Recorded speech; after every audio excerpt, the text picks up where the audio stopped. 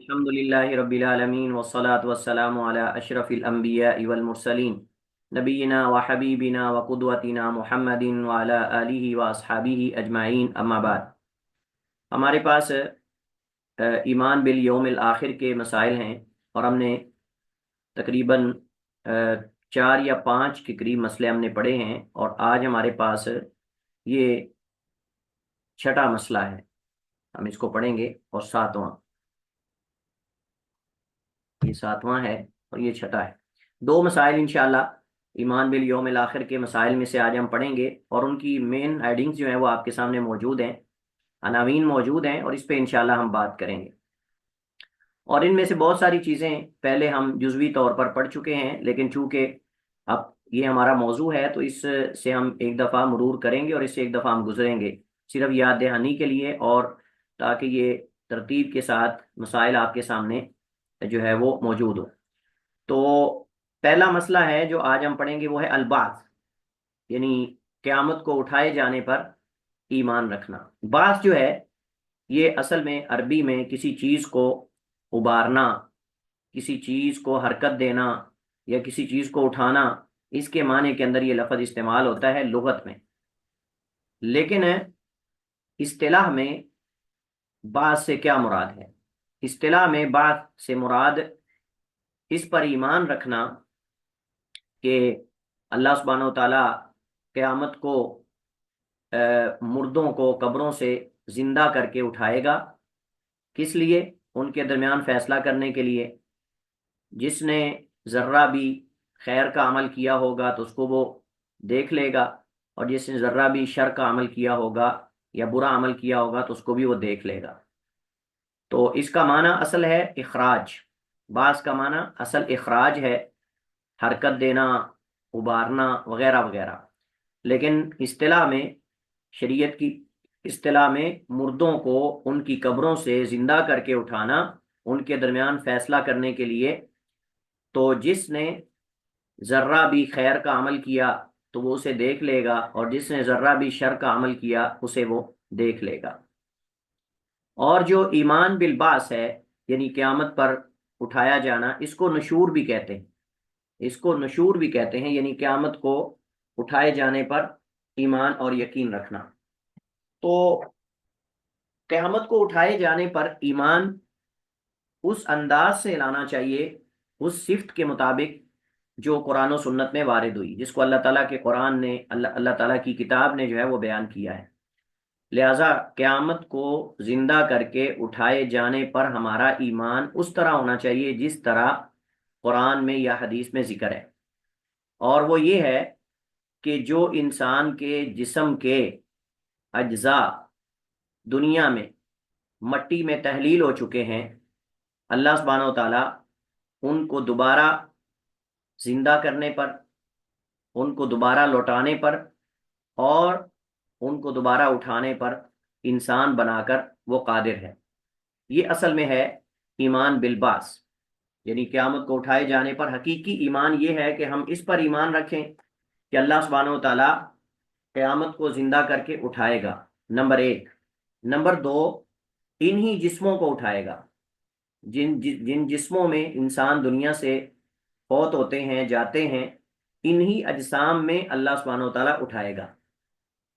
दो चीजें हो गई। और तीसरी ये है कि जिस्म और रूह दोनों को अल्लाह ताला उठाएगा। जिस्म और रूह दोनों को अल्लाह ताला उठाएगा। तो इस कैफियत में ईमान लाना जरूरी है, इस तरीके के मुताबिक। अब अगर कोई बंदा ये कहता है कि अल्लाह ताला, मैं मानता हूं कि अल्लाह ताला क़यामत को उठाएगा, लेकिन वो सिर्फ बदन उठाएगा रूह के बगैर, या सिर्फ जो है वो रूह होगी बदन के बगैर, तो ये इनकार है और ये मुनकरीन है। अब ये जो क़यामत को उठाया जाना है, बास व नशूर जिसे कहते हैं, अलबास व नशूर जिसे कहते हैं, इसके दलाइल दो तरह के हैं, अकली और नकली, जिनको शरई और अकली कहते हैं। दलाइल शरइया व दलाइल अकलिया। शरइया जो दलाइल हैं वो कुरान में हैं और सुन्नत में हैं, और एक दो तीन नहीं बल्कि बेशुमार हैं, दर्जनों में जो शरीयत में इसके दलाइल हैं क़यामत को उठाए जाने के, वो मौजूद है। सूरह हज के अंदर, اس کے علاوہ جو ہے وہ اور کئی قرآن کریم کی صورتوں کے اندر جو ہے اس کے دلائل موجود ہیں، جیسا کہ قرآن کریم میں اللہ تعالیٰ فرماتا ہے وَأَنَّ السَّاعَةَ آتِيَةٌ لَا رَيْبَ فِيهَا وَأَنَّ اللَّهَ يَبْعَثُ مَن فِي الْقُبُورِ، اسی طرح وَأَقْسَمُوا بِاللَّهِ جَهْدَ أَيْمَانِهِمْ لَا يَبْعَثُ اللَّهُ مَن يَمُوتُ بَلَى وَعْدًا عَلَيْهِ حَقًّا وَلَكِنَّ أَكْثَرَ النَّاسِ لَا يَعْلَمُونَ ثُمَّ إِنَّكُمْ بَعْدَ ذَلِكَ لَمَيِّتُونَ، سورہ مؤمنون میں ہے ثم انکم بعد ذلك لمیتون ثم انکم یوم القیامت تبعثون، اسی طرح واللہ الذی ارسل الریاح فتثیر سحابا فسقناہ الى بلد میت فاحیینا به الارض بعد موتها کذالک النشور، کذالک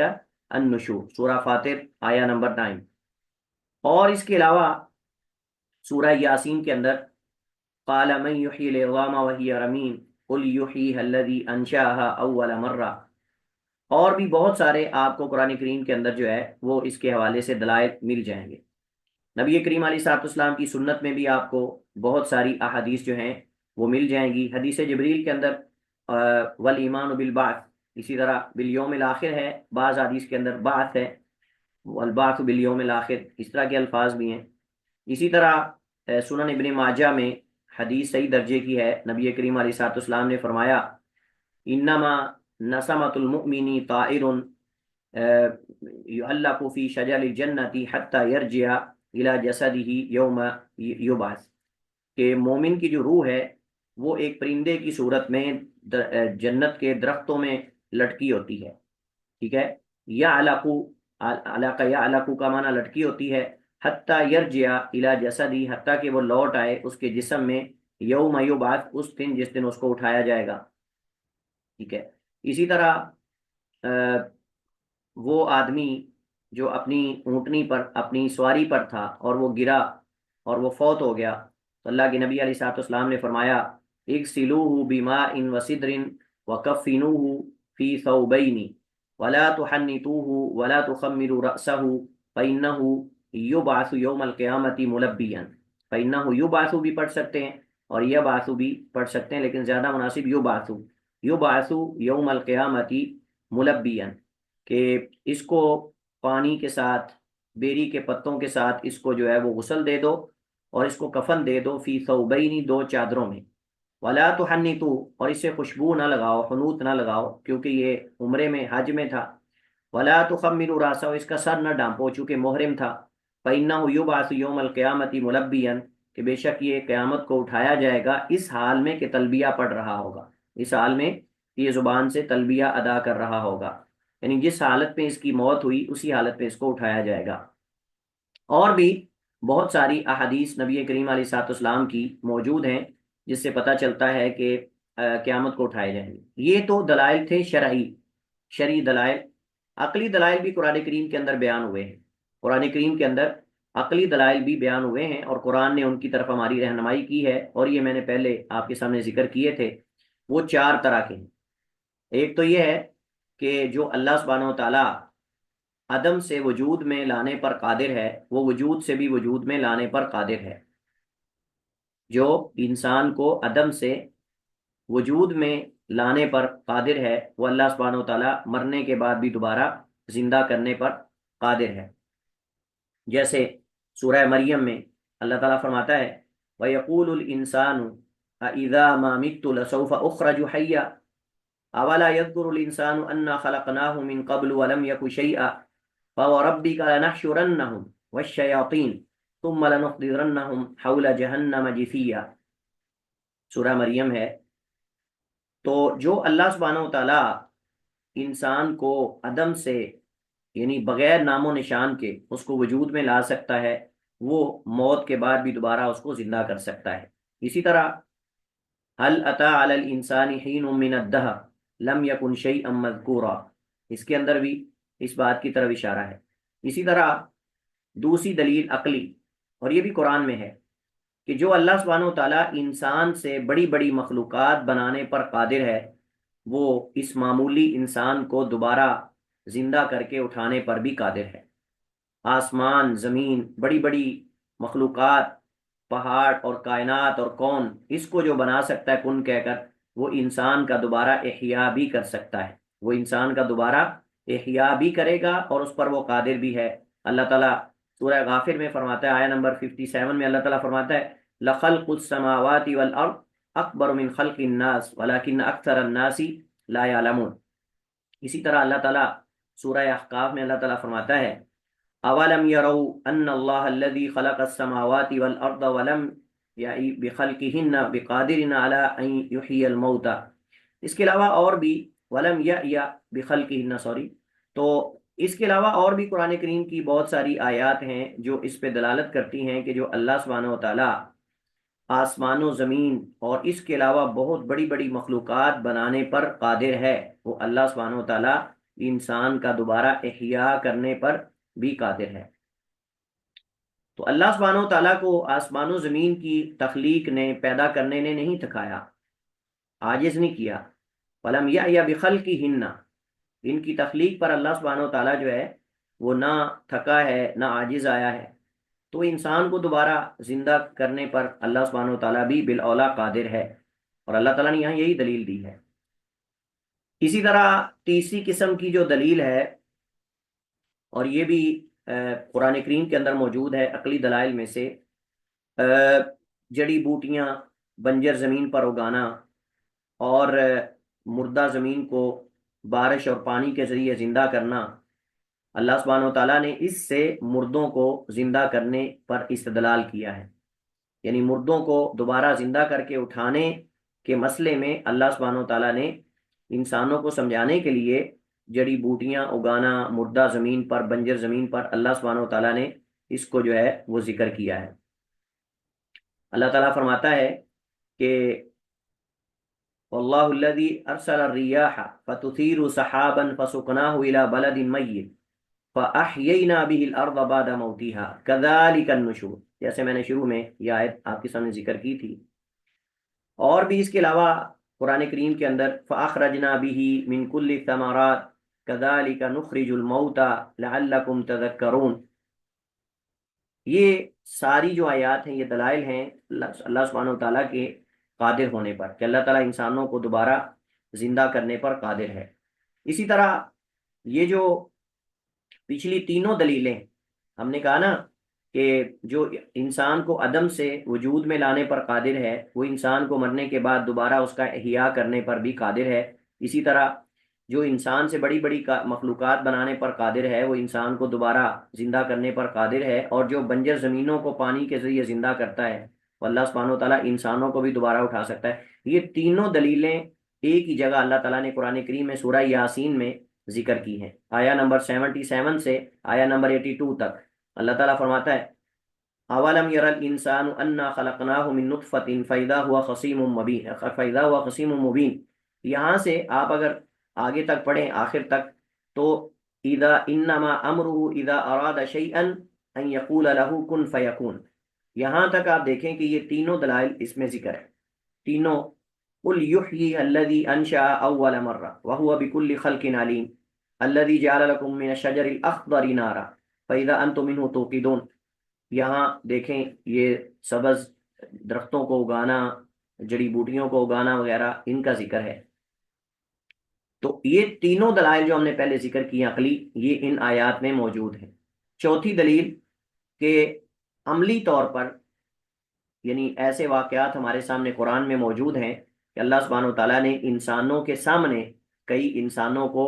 مرنے کے بعد زندہ کیا، کئی مردوں کو اللہ تعالیٰ نے زندہ کیا، اور اس کی قرآن کریم کے اندر مثالیں بیان کرنے کا مقصد یہ ہے کہ لوگ اس پر یقین رکھیں اور اس میں کسی قسم کا ان کو تردد اور شک نہ ہو کہ اللہ سبحانہ و تعالیٰ مارنے کے بعد دوبارہ زندہ کرنے پر قادر ہے، اللہ سبحانہ و تعالیٰ مارنے کے بعد دوبارہ زندہ کرنے پر جو ہے وہ قادر ہے۔ مثلا مثال کے طور پر قرآن کریم کے اندر جو زندہ کرنے کے واقعات ہیں، ان میں سے بنی اسرائیل کا واقعہ ہے۔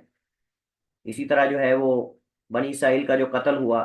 اور اللہ سبحانہ و تعالیٰ نے کہا کہ گائے ذبح کرو اور اس کا جو گوشت ہے اس کے ساتھ لگاؤ تو وہ بولے گا اور بول کر بتائے گا، تو اللہ تعالیٰ نے اس کو بھی بیان کیا سورہ بقرہ کے اندر، فَقُلْنَا اضْرِبُوهُ بِبَعْضِهَا کذالک یحیی اللہ الموت ویریکم آیاتی لعلکم تعقلون۔ اسی طرح جو ہے وہ جو اپنے گھروں سے نکلے ہزاروں کی تعداد میں، جو معروف قصہ سورہ بقرہ کے اندر موجود ہے، الم تر الی الذین خرجوا من دیارہم وهم الوف حذر الموت فقال لهم اللہ موتوا ثم احیاہم ان اللہ لذو فضل علی الناس۔ یہاں بھی مردوں کو دوبارہ مارنے کے بعد اللہ تعالیٰ نے عملی طور پر انسانوں کے سامنے ان کو زندہ کیا۔ او کالذی مر علی قریۃ وہی خاویۃ علی عروشہا، یہاں اس آیت کے اندر بھی جو ہے وہ اللہ کے جو نیک ولی تھے یا بزرگ تھے، وہ عزیر علیہ السلام تھے یا کوئی اور اللہ کے نیک بندے تھے، مختلف تفسیری روایات ہیں اس بارے میں۔ اللہ تعالیٰ نے ان کو جو ہے وہ 100 سال تک اللہ نے ان کو فوت کیا، اور اس کے بعد اللہ تعالیٰ نے ان کا احیاء کیا، ان کے گدھے کو اللہ نے زندہ کیا۔ تو یہ مردوں کو اٹھانے کے بے شمار دلائل ہیں۔ قرآن کریم کے اندر جتنے بھی قصص اور واقعات ہیں وہ سارے اسی لیے ہی ہیں، جو مردوں کو اٹھانے اور زندہ کرنے پر۔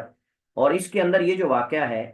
او کالذی مر علی قریۃ وہی خاویۃ علی عروشہا، اس کے اندر کئی ایک استدلالات کیے جا سکتے ہیں مردوں کو دوبارہ اٹھانے پر۔ یعنی آپ دیکھیں کہ اللہ سبحانہ و تعالیٰ نے جو ہے 100 سال تک ان کو فوت کیا، پھر گدھے کی موت، پھر اس کے ساتھ کھانا پینا، اور پھر اس مردے کو اٹھانا، گدھے کو اٹھانا، اور کھانے پینے اور اس کے مشروب وغیرہ کا اسی طرح جو ہے وہ رہنا، اس کا فاسد نہ ہونا۔ یہ دلیل ہے کہ جو اللہ سبحانہ و تعالیٰ اس کے کھانے پینے کو بغیر فاسد اور خراب ہوئے باقی رکھ سکتا ہے، وہ انسان کے جسم کو بھی چاہے تو محفوظ رکھ سکتا ہے، چاہے تو اس کو اللہ تعالیٰ جو ہے وہ مٹی کو حکم دے اور وہ کھا جائے۔ لہٰذا وہ جو حدیث ہے نا کہ اللہ تعالیٰ نے انبیاء کے جسموں کو مٹی پر حرام کر دیا ہے، تو وہ حدیث صحیح ہے، اور اس میں یہ دلیل ہے کہ اللہ سبحانہ و تعالیٰ نے جو ہے وہ آپ دیکھیں کہ 100 سال تک اس اپنے نیک بندے کو اللہ نے موت دی، اور گدھا جو ہے وہ ہڈیاں بن چکا تھا، اور اس کی ہڈیاں بھی پتہ نہیں معمولی سی نظر آ رہی تھی، لیکن اس کا کھانا پینا اسی طرح تھا، اس کے اندر کسی قسم کی بدبو اور کسی قسم کی اسمیل جو ہے وہ پیدا نہیں ہوئی تھی۔ تو جو اللہ اس کے کھانے کو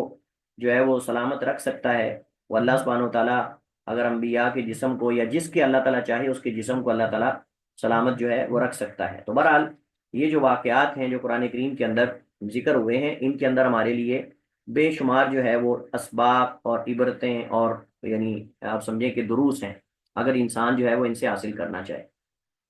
عیسیٰ علیہ السلام اللہ تعالیٰ کے حکم سے مردوں کو زندہ کرتے تھے۔ عیسیٰ علیہ السلام اللہ تعالیٰ کے حکم سے جو ہے وہ مردوں کو زندہ کرتے تھے، اور اسی طرح اصحاب کہف کا واقعہ، 300 سے کچھ زائد سال جو ہے اللہ تعالیٰ نے ان کو موت دی، اور اللہ تعالیٰ نے ان کو سلائے رکھا، اور ان کا کتا جو ہے باہر موجود تھا۔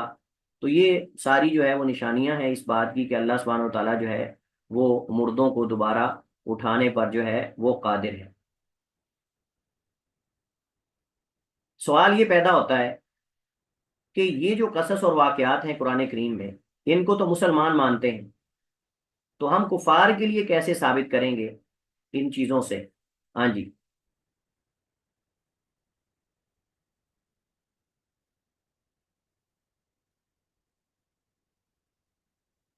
آپ سوال سمجھ گئے میرا؟ جی سر سمجھ گئی۔ تو جی گمائے شیخ، ان کو عقلی دلائل سے ثابت کریں گے نا، جیسے عقلی دلائل موجود ہیں تو اس کے اگر ان سے ثابت کرنا ہو تو پھر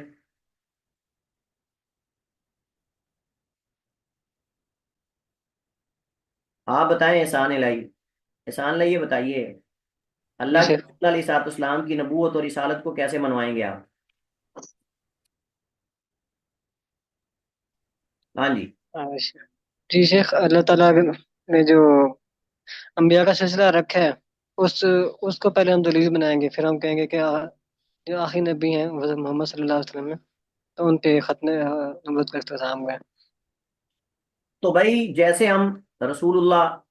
صلی اللہ علیہ وسلم کی نبوت اور صداقت کو ہم ثابت کرتے ہیں، اسی طرح وہ خبر ہے نا، نبی اللہ سے خبر دیتا ہے نا کہ میں نبی ہوں، اور احکامات اور اوامر و نواہی کہاں سے نبی لے کر آتا ہے؟ اللہ تعالیٰ سے لاتا ہے نا، اور وہ خبر ہے، اور خبر کی تحقیق کے لوگوں کے پاس طریقے ہیں، لوگوں کے پاس ضابطے ہیں، تو یہ بھی خبر ہے، یہ بھی ایک خبر ہی ہے نا۔ قرآن میں جو قصص اور واقعات بیان ہوئے ہیں، تو ہم کہتے ہیں کہ تم اس کی تحقیق کرو، تحقیق کرو، جس طرح رسول کریم علیہ السلام مخبر ہیں اللہ کی طرف سے، مخبر کا معنی خبر دینے والے، اللہ سبحانہ و تعالیٰ کی طرف سے، ایسے قرآن بھی مخبر ہے اللہ سبحانہ و تعالیٰ کی طرف سے۔ تو قرآن کے محفوظ ہونے اور قرآن کریم کے صحیح ہونے پر متعدد دلائل موجود ہیں، اور پھر یہ جو واقعات ہیں مردوں کو زندہ کرنا اور فلاں فلاں، یہ عیسیٰ علیہ السلام کے حوالے سے تو تورات انجیل کے اندر بھی موجود ہیں، اناجیل کے اندر موجود ہیں، اس وقت اگرچہ وہ محرف ہیں لیکن ان کے اندر بھی یہ موجود ہیں، یعنی گزشتہ کتابوں کے اندر ایسے واقعات آپ کو مل جائیں گے۔ تو دو حال سے خالی نہیں، یا تو بندہ نبوت اور رسالت کو مانتا ہے یا وہ نہیں مانتا۔ اگر تو نبوت اور رسالت کو مانتا ہے، یہود و نصارہ میں سے ہے، تو اس کے ساتھ منوانا کو مشکل نہیں، اور اگر وہ یہ نبوت اور رسالت کو نہیں مانتا تو پھر آپ اس پہ ایمان بالیوم الآخر پہ بات ہی نہیں کریں گے، آپ پہلے تو اللہ تعالیٰ کی ذات پہ بات کریں گے، اللہ تعالیٰ کی ذات کا اس بات کریں گے، اس بات کرنے کے بعد پھر آپ جو ہے وہ نبوت اور رسالت پر بات کریں گے، نبوت اور رسالت کی امکانیت پر بات کریں گے، اس کی امکانیت کے بعد آپ اس کے دلائل پر بات کریں گے، اس کے دلائل پر بات کرنے کے بعد پھر جو قرآن کی حقانیت اور دین کی حقانیت اور دیگر چیزیں ہیں آپ اس کو جو ہے وہ ثابت کریں گے۔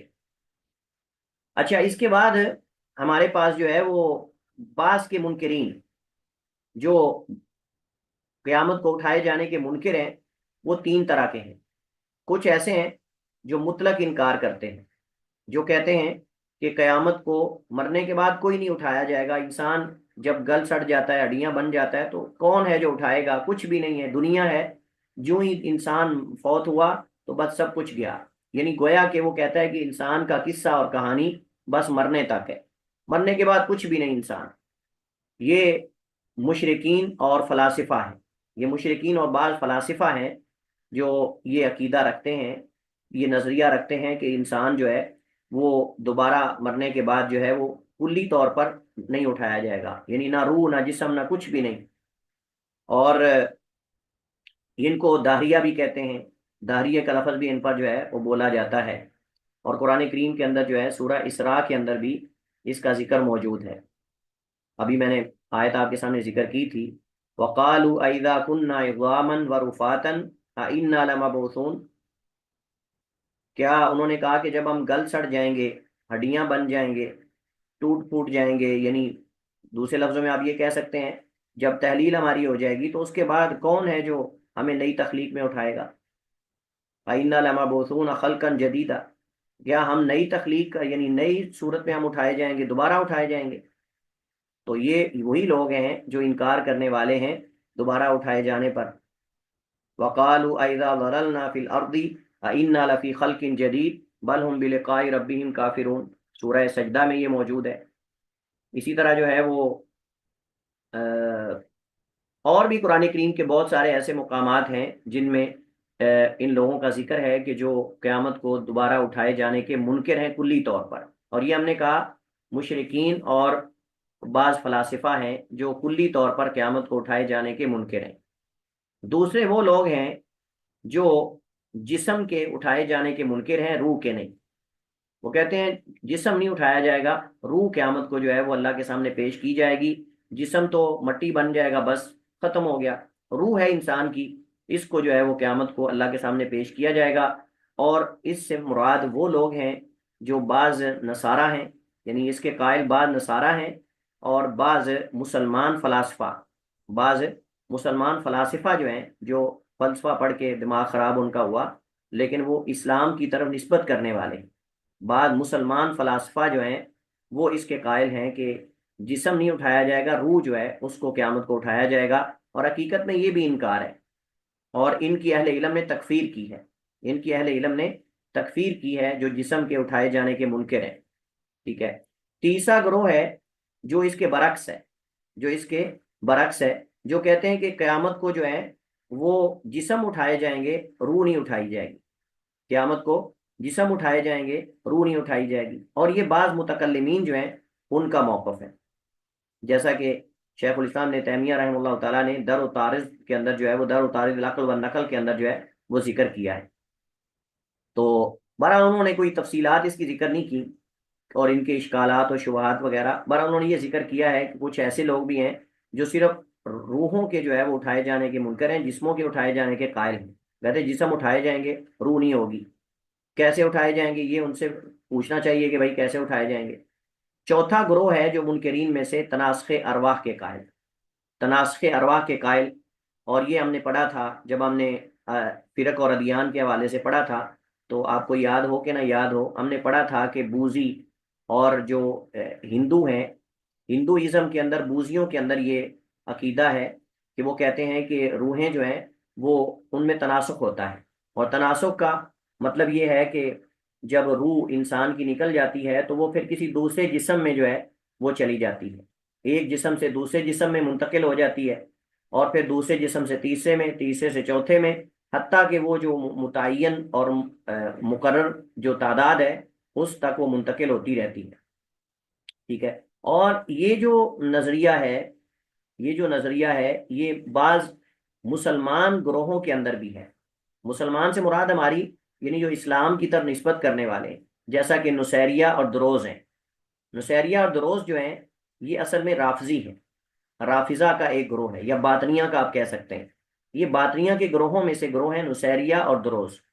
یہ جو شام میں بشار الاسد ہے، بشار الاسد کی جو ٹیم ہے یہ نصیری ہے، اور دروز جو ہیں یہ ایران کے اندر اور بعض علاقوں میں جو ہے یہ آباد ہیں۔ یہ ایک درزی نامی آدمی تھا، اس کی طرف یہ نسبت ہے دروز، ٹھیک ہے نا۔ تو یہ نصیریہ اور دروز جو ہیں یہ آپ سمجھیں کہ باطنی ہیں، اور ان کا یہ نظریہ اور عقیدہ ہے کہ روحوں میں تناسخ ہوتا ہے، روحوں میں تناسخ ہوتا ہے۔ تو یہودی کہتے ہیں کہ جب یعنی وہ روحوں میں منتقل ہوتی ہے ایک سے دوسرے، دوسرے سے تیسرے جسم میں، چوتھے میں، پانچویں میں، حتیٰ کہ جب وہ یہودی کے جسم میں آتی ہے تو اس کے بعد جو ہے وہ سعادت مند بن جاتی ہے، اس کے بعد وہ سعادت مند بن جاتی ہے۔ اور نصیری کہتے ہیں کہ وہ جب مقررہ مقدار یا مقررہ تعداد سے گزر جاتی روح، اس کے بعد وہ جو ہے وہ ستاروں کے ساتھ مل جاتی ہے، ستاروں کے ساتھ جو ہے وہ مل جاتی ہے، اور یہ جنون ہے، اس کے علاوہ کچھ بھی نہیں۔ اور ہندو کہتے ہیں کہ ہم نے کہا تھا کہ وہ پہلا جنم، دوسرا جنم، تیسرا جنم، فلاں فلاں، وہ جنم کے اندر اس کو لے آتے ہیں۔ اور اس پہ ہم نے جب ہندوازم اور بوزیا وغیرہ اور اس کا بدھ مت کا ہم نے تعارف پڑھا تھا تو اس کے اندر ہم نے بڑی تفصیل سے اس پہ بات کی تھی، لہذا دوبارہ اس کو جو ہے، اور ہم نے رد بھی کیا تھا، ہم نے تناسخ ارواح اور ان چیزوں کا رد بھی کیا تھا، تو اس کی طرف آپ دوبارہ رجوع کریں انشاءاللہ، آپ کو اس سے جو ہے وہ آپ فائدہ اٹھائیں گے۔ اس کے بعد ہمارے پاس جو اگلا مسئلہ ہے اور آخری مسئلہ آج کا جس پہ ہم بات کریں گے وہ ہے حشر، یعنی حشر کا معنی اکٹھے کیے جانا۔ قیامت کو محشر میں، محشر کا معنی وہ میدان جہاں لوگوں کو اکٹھا کیا جائے گا، وہاں سب کا حشر ہوگا۔ اور حشر کا معنی یعنی لوگ قبروں سے اٹھائے جائیں گے اور سور پھونکا جائے گا، اور سور پھونکنے پر ہم پہلے بات کر چکے ہیں کہ 2 دفعہ سور پھونکا جائے گا، ایک نفخت الفزع اور ایک نفخت الصاعقہ، یہ دو یعنی ایک سور ہے، اور دوسرا نفخت البعث، ایک نفخت الصاعقہ والفزع ہے اور دوسرا نفخت البعث ہے، تو یہ 2 دفعہ سور پھونکا جائے گا۔ ان کے درمیان کتنا فاصلہ ہے اس کے بارے میں مختلف روایات موجود ہیں۔ اس کے بعد قبر جو ہے وہ قبریں پھٹیں گی اور لوگ اس سے اٹھیں گے، اور سب سے پہلے نبی کریم علیہ الصلوۃ والسلام جو ہیں وہ قبر سے اٹھیں گے، جیسا کہ نبی کریم علیہ الصلوۃ والسلام نے فرمایا انا سید ولد آدم یوم القیامہ واول من ينشق عنہ القبر، کہ میں آدم کی اولاد کا سردار ہوں اور سب سے پہلے میری قبر جو ہے وہ کھلے گی اور میں اس سے اٹھوں گا۔ لوگ کیسے قیامت کو اٹھائے جائیں گے؟ لوگ مختلف جو ہے وہ صورتوں اور مختلف احوال میں ہوں گے، جیسے سیدہ عائشہ صدیقہ رضی اللہ تعالیٰ عنہ کی ہم نے حدیث جو ہے وہ پڑھی تھی کہ یحشر الناس یوم القیامت وفاتن عراتا غرلا، کہ لوگ قیامت کو ننگے بدنوں، ننگے قدموں اور بغیر ختنے کے اٹھائے جائیں گے۔ اور قرآن نے اس کو سورہ انبیاء میں اس طرح ذکر کیا ہے کما بدأنا اول خلق نعید وعدا علینا انا کنا فاعلین، تو اس کے اندر کما بدأنا اول خلق نعید، جیسے ہم نے پہلی دفعہ ان کی تخلیق کی اسی طرح ہم دوبارہ ان کو لوٹائیں گے۔ تو لوگ جو ہے جو قیامت کو معاشر میں اکٹھے کیے جائیں گے مختلف اقسام پر ہوں گے، کچھ کفار ہوں گے، کچھ کفار ہوں گے، اور یہ بہرے، گونگے، اندھے کر کے اٹھائے جائیں گے، جیسا کہ سورہ اسراء میں اللہ تعالیٰ فرماتا ہے وَنَحْشُرُهُمْ يَوْمَ الْقِيَامَةِ عَلَى وُجُوهِهِمْ عُمْيًا وَبُكْمًا وَصُمًّا، کہ ہم ان کو قیامت کے دن جو ہے وہ اندھے کر کے، بہرے اور گونگے کر کے اٹھائیں گے، ٹھیک ہے، یہ ہے۔ اور اسی طرح جو ہے وہ کچھ ایسے لوگ ہیں جو متکبرین ہوں گے، یعنی جو دنیا میں تکبر کرنے والے ہیں، ان کو بھی اٹھایا جائے گا لیکن ان کے اٹھانے کی کیفیت اور ہوگی، یعنی لوگ مختلف انداز سے اٹھائے جائیں گے۔ نبی کریم علیہ الصلوۃ والسلام نے جو متکبرین ہیں، تکبر کرنے والے، اللہ کے نبی علیہ الصلوۃ والسلام نے ان کے بارے میں فرمایا کہ یحشر المتکبرون یوم القیامت امثال الذر، کہ یہ جو تکبر کرنے والے ان کو چونٹیوں کی مثل اٹھایا جائے گا، فی صور رجال، مردوں آدمیوں کی صورت ہوگی لیکن ہوں گے چونٹیوں جتنے، یغشاہم الذل من کل مکان، ہر طرف سے ان کو ذلت جو ہے وہ ڈانپ لے گی، ہر طرف سے ان کو ذلت جو ہے وہ ڈانپ لے گی، اور پھر یہ جہنم کے قید خانے میں دھکیلے جائیں گے اور اس کی طرف جو ہے وہ ہانکے جائیں گے اور لے جائے جائیں گے۔ حدیث طویل ہے، اس کا میں نے جز آپ کے سامنے ذکر کیا ہے، اور یہ جامع ترمذی، مسند احمد وغیرہ میں حسن درجے کی روایت، شیخ البانی نے اس حدیث کو صحیح کہا ہے۔ اسی طرح جو ہے وہ بندہ جو لوگوں سے مانگتا ہے، سوال کرتا ہے، یہ میں آپ کو ذکر کر رہا ہوں تاکہ معاشر کا ایک تعارف ہمارے سامنے ہو کہ لوگ کن کن کیفیات میں اٹھائے جائیں گے۔ تو اب میں نے آپ کے سامنے ابھی تک جو ہے وہ دو کیفیات ذکر کی ہیں، ایک کفار کی اور دوسرے متکبرین، اور تیسرے جو لوگوں سے مانگتے ہیں، بکاری، پیشہ ور بکاری، جو لوگوں سے جو ہے وہ سوال کرتے ہیں اور مانگتے ہیں۔ تو ان کو اللہ کے نبی علیہ الصلوۃ والسلام نے فرمایا ما یزال الرجل یسأل الناس حتى یأتی یوم القیامہ لیس فی وجہہ مزغۃ لحم، مزغۃ لحم یا مزغۃ لحم، کہ ہمیشہ رہتا ہے آدمی لوگوں سے مانگتا اور سوال کرتا رہتا ہے، حتیٰ کہ قیامت کو آئے گا اس کے چہرے میں ایک گوشت کا لوتھڑا بھی نہیں ہوگا، یعنی اس کا چہرے پر گوشت نہیں ہوگا، اور یہ پہچانا جائے گا دور سے کہ یہ وہ شخص ہے جو لوگوں سے مانگتا تھا اور جو ہے وہ سوال کیا جائے گا۔ اور چوتھی قسم ہے اہل ایمان کی، چوتھی قسم ہے اہل ایمان کی عموماً اور پھر خصوصاً، یعنی اہل ایمان پھر کئی صورتوں میں، ایک عمومی حالت اہل ایمان کی ہے اور دو خصوصی ہیں۔ دو عمومی حالت اہل ایمان کی انتہائی زیادہ تکریم اور عزت اور جو ہے وہ احترام کے ساتھ ان کو اٹھایا جائے گا، یہ بات تو کلیئر ہے کہ اہل ایمان کو اللہ سبحانہ و تعالیٰ انتہائی تکریم کے ساتھ، انتہائی عزت اور احترام کے ساتھ اٹھائے گا۔ جیسے اللہ تعالیٰ فرماتا ہے یوم نحشر المتقین الی الرحمن وفدا، یا وفدن کا بعض علماء نے معنی کیا ہے ای مکرمین، تکریم کیے گئے، اور صف در صف اکٹھے اٹھیں گے۔ اب یہ جو اہل ایمان ہے یہ تکریم اور عزت کے ساتھ اٹھائے جائیں گے۔ اب کیسے ان کی عزت ہوگی؟ ان کے وضو کے اعضاء چمک رہے ہوں گے، اور ان کا یہ زیور ہوگا وضو۔ نبی علیہ الصلوۃ والسلام نے فرمایا ان امتی یدعون یوم القیامت غرا محجرین من اثار الوضوء او من اثر الوضوء فمن استطاع منکم یطیل غرۃ فلیفعل، یہ حضرت ابو ہریرہ کے الفاظ ہیں، لیکن یہ حدیث مرفوع ہے کہ بے شک میری امت کو قیامت کو یہ کہہ کر بلایا جائے گا کہ او ہاتھ پاؤں چمکنے والوں، او ہاتھ پاؤں چمکنے والوں، یعنی اے وہ لوگوں جن کے وضو کے اعضاء چمک رہے ہیں۔ کتنی بڑی تکریم ہے یہ، کتنے بڑے شرف کی بات ہے، اللہ تعالی ہم سب کو یہ شرف نصیب فرمائے۔ اسی طرح شہید قیامت کو اٹھے گا۔ شہید کیسے اٹھے گا؟ اللہ کے نبی علیہ الصلوۃ والسلام نے فرمایا کہ الا جاء یوم القیامت واللون لون الدم والریح ریح المسک، اس کے خون کا رنگ تو خون کا ہوگا لیکن اس کی خوشبو جو ہے وہ کستوری اور عنبر کی ہوگی۔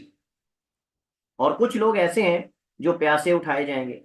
کچھ لوگ ایسے ہیں جو پیاسے اٹھائے جائیں گے، جیسے اللہ تعالیٰ قرآن کریم میں فرماتا ہے سورہ مریم میں ہی وَنَسُوقُ الْمُجْرِمِينَ إِلَىٰ جَهَنَّمَ وِرْدًا، یہاں وردن کا بعض مفسرین نے معنی کیا ہے ای عطاشن، پیاسے، پیاسے جو ہیں وہ اٹھائے جائیں گے۔ کیا چوپایوں کو بھی اٹھایا جائے گا؟ کیا چوپایوں کو بھی اکٹھا کیا جائے گا اور اٹھایا جائے گا؟ تو اس کے بارے میں قرآن کریم کی جو یہ آیت ہے سورہ انعام کی، جس میں ہے ما فرطنا فی الکتاب من شیء ثم الی ربہم یحشرون، ثم الی ربہم یحشرون وَإِذَا الْوُحُوشُ حُشِرَتْ، سورہ تکویر وَإِذَا الْوُحُوشُ حُشِرَتْ۔ اور حدیث میں نبی کریم علیہ الصلوۃ والسلام نے فرمایا لَتُؤَدُّنَّ الْحُقُوقَ إِلَىٰ أَهْلِهَا حَتَّى يُقَادُ لِلشَّاةِ الْجَلْحَاءِ مِنَ الشَّاةِ الْقَرْنَاءِ، تم اہل حقوق کو ان کے حق ادا کرو گے ضرور، یعنی قیامت کو، دنیا میں نہیں تو قیامت کو تو ادا کرو گے۔ پھر فرمایا حتیٰ کہ بدلہ لیا جائے گا جو سینگوں والی بکری ہے اس سے، اس بکری کے لیے جو بغیر سینگوں والی ہے۔ اور اسی طرح ایک حدیث میں نبی کریم علیہ الصلوۃ والسلام نے فرمایا وَنَارٌ تَخْرُجُ مِنْ قَعْرِ عَدْنٍ تَسُوقُ النَّاسَ إِلَى الْمَحْشَرِ تَحْشُرُ الذُّرَّ وَالنَّمْلَ، کہ ایک آگ نکلے گی عدن کے اندر سے، عدن یہ یمن کا علاقہ ہے، اس کے اندر سے نکلے گی اور لوگوں کو معاشر کی طرف لے جائے گی، اور اس میں چونٹیاں اور یہ ساری چیزیں جو ہے اکٹھی ہوں گی۔ اگلا سوال یہ ہے، اور یہ بڑا اہم اکثر لوگوں کا سوال ہوتا ہے، کہ محشر کہاں برپا ہوگا؟ محشر جو ہے وہ کہاں برپا ہوگا، اور اس کی زمین کیسی ہوگی؟ عرض محشر کیسی ہوگی؟ کیا زمین کو بدل دیا جائے گا، یا یہی زمین پر محشر قائم ہوگا؟ اس میں دو قول ہیں علماء کے۔ بعض کہتے ہیں کہ جو زمین تو یہی رہے گی، لیکن اس کے نشانات بدلے جائیں گے، یہ پہلا قول ہے، کہ زمین تو یہی رہے گی لیکن اس کے نشانات بدل جائیں گے، یعنی پہاڑ اور اس کی وادیاں اور یہ چیزیں جو ہیں، یہ آپ سمجھیں کہ بدل دیے جائیں گے یا یہ ختم ہو جائیں گے، باقی زمین یہی رہے گی۔ بعض کہتے ہیں کہ نہیں، اس زمین کے بدلے میں اور زمین بدلی جائے گی اور اس کی صفات اس زمین کے علاوہ ہوں گی۔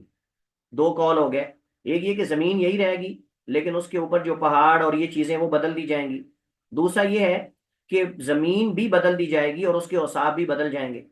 اور اس کے اوصاف بھی جو ہے بدل جائیں گے۔ نبی علیہ الصلوۃ والسلام نے فرمایا، یحشر الناس یوم القیامت علی ارض بیضاء افراء،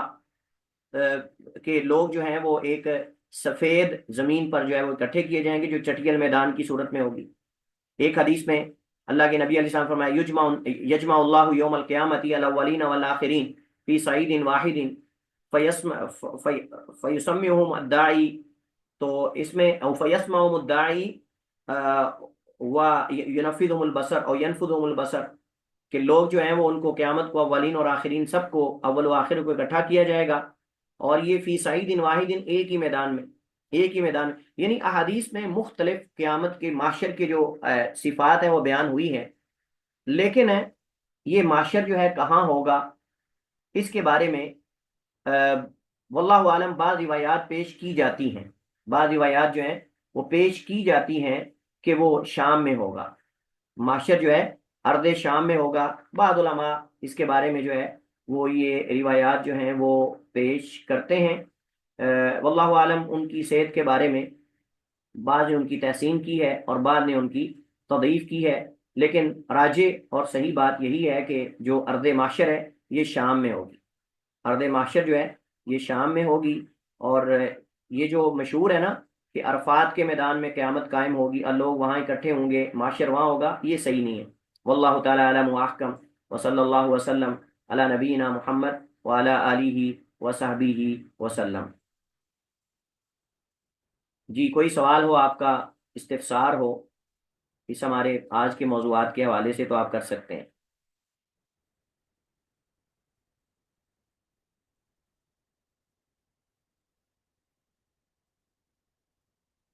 السلام علیکم۔ وعلیکم السلام ورحمۃ اللہ۔ جی سر جو یعنی نصارہ، یہود و نصارہ میں سے اگر کوئی اور ہو جیسے دیگر ادیان ہیں، مطلب جو آسمانی مطلب کتب نہیں ہیں جیسے ہندوازم وغیرہ ہے،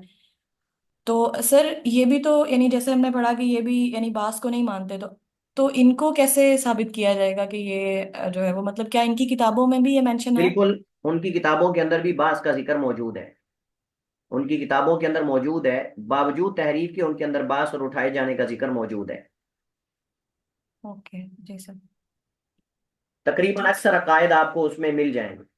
باوجود تحریف کے۔ جی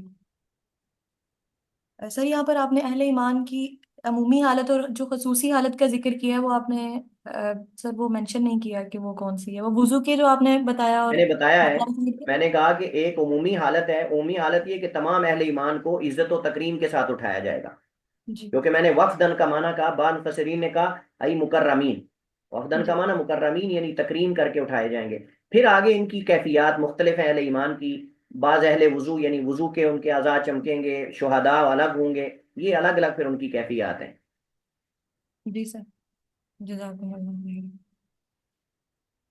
چلیے، السلام علیکم ورحمۃ اللہ وبرکاتہ۔ وعلیکم السلام ورحمۃ